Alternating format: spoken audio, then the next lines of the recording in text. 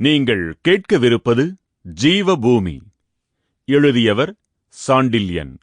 குரல் வடிவில் செங்கமலநாதன் மற்றும் பூங்குழலி. அத்தியாயம் 1. ரதன் சந்தாவத்.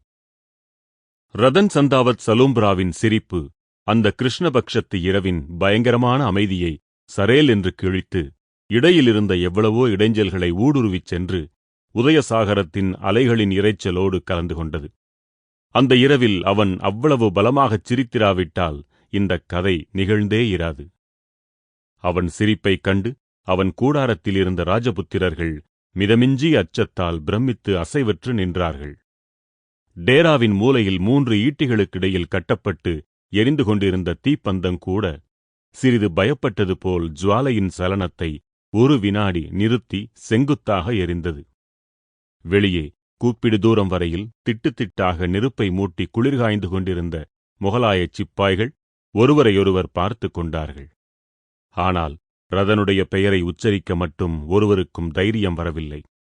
சிப்பாய்களில் சிலர் சற்று தூரத்தில் இருந்த இளவரசன் அக்பர் டேராவையும் சேனாதிபதி டைபர்கான் கூடாரத்தையும் தலைநிமிர்ந்து பார்த்தார்கள். அக்கம்பக்கத்தில் எரிந்து நின்ற பந்த ஜுவாலைகளின் வெளிச்சத்தால் கூடாரத் துணிகளில் விழுந்திருந்த மரத்தின் இலை சித்திரங்கள் காற்றால் மெல்ல அசைந்து கொண்டிருந்தனவேயொழிய வேறெந்தச் சலனத்தையும் அந்த கூடாரங்களில் காணோம். எந்த இடத்திலும் எந்தவிதமான சத்தமும் கிடையாது. கிருஷ்ணபக்ஷத்து இருள் முற்ற முற்ற மொகலாய சைன்யத்தின் ஆபத்தும் முற்றுகிறதென்பதை அறிந்த சேனாதிபதி டைபர்கான் இரவில் எத்தகைய சப்தமும் கேட்கக்கூடாதென கண்டிப்பாக உத்தரவிட்டிருந்தான். உதயசாகரத்தின் அலைகள் நீங்கலாக இயற்கையின் இதர அம்சங்களும் அவனுடைய உத்தரவுக்கு கீழ்ப்படிந்து நடப்பதாகத் தோன்றின. தூரத்தில் சரேல் என்று உயரமாய் பயங்கரமாய் எழுந்த ஹாராவளி மலை உச்சிகள் கூட முகலாய சைன்யத்தில் நடப்பதை அறிய ஆவலுள்ளவை போல் நிசப்தமாக நின்று கொண்டிருந்தன.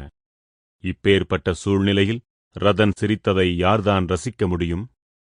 குளிர்காய்ந்து கொண்டிருந்த சிப்பாய்களில் ஒருவன், இவனை அடக்க நவாபுக்கு கூட தைரியம் வரவில்லையே என்றான். மற்றொரு சிப்பாய் பதில் சொல்ல வாயெடுத்தான். ரதன் மீண்டும் சிரித்த பயங்கரச் சிரிப்பு சிப்பாயின் திறந்த வாயை அப்படியே ஸ்தம்பிக்கச் செய்துவிட்டது. ரதனின் கூடாரத்தில் இருந்தவர்கள் தங்கள் தைரியத்தை மெல்ல வரவழைத்துக் கொண்டு தங்களுக்குள் குசுகுசுவென்று பேசிக்கொள்ள ஆரம்பித்தார்கள். ரதன் தன்னுடைய காலில் இருந்த அராபிய செருப்புக்களை கீழே ஊன்றி ஆசனத்தை கூடாரத்தின் நடுத்தூணில் சாய்த்து தானும் சாய்ந்து கொண்டான். ஓரத்தில் எரிந்து கொண்டிருந்த பந்தத்தின் ஜுவாலையில் அவனுடைய 2 கண்களும் 2 ஈட்டிகளென ஜ்வலித்தன. தன்னைச் சுற்றிலும் சூழ்ந்திருந்தவர்களின் முகத்தில் இருந்த பயச்சாயையைக் கண்டு சற்று நேரத்துக்கு முன் சிரித்த அவன் உதடுகள் ஒன்று சேர்ந்து ஒரு வெறுப்பையும் உள்ளடங்கியிருந்த கோபத்தையும் காட்டின. அந்த கூடாரத்தில் சுமார் 20 ராஜபுத்திர வீரர்கள் இருந்தார்கள். அவர்களில் ஒருவன் கூட ரதன் சந்தாவத்தின் ஹாஸ்யத்தில் கலந்து கொள்ள இஷ்டப்படவில்லை. சிரிப்பதற்கும் சமய சந்தர்ப்பம் உண்டல்லவா? அபாயமான நிலையில் அசந்தர்ப்பமாகச் சிரித்தால் அதனால் ஏற்படும் விளைவுகளைப் பற்றி யோசிக்க வேண்டாமா?